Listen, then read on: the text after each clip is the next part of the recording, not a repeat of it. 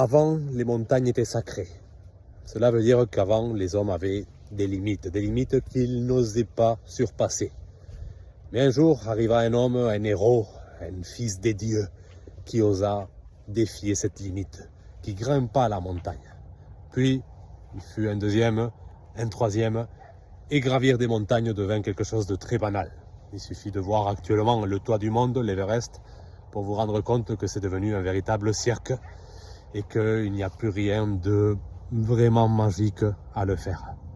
Mais une fois on a franchi toutes ces limites, franchi tous les obstacles, une fois on se rend compte qu'on est au sommet de l'échelle, qu'il n'y a plus rien à gravir, qu'il n'y a plus rien, aucune frontière à franchir, mais on peut éprouver ce sentiment d'une solitude extrême, d'une nostalgie en regardant en arrière, en regardant ce temps où les montagnes étaient sacrées.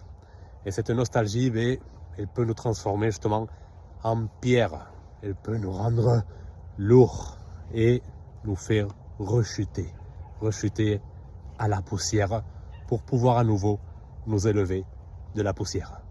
Voilà, j'espère que vous avez aimé cette histoire sur le temps où les montagnes étaient sacrées. À bientôt.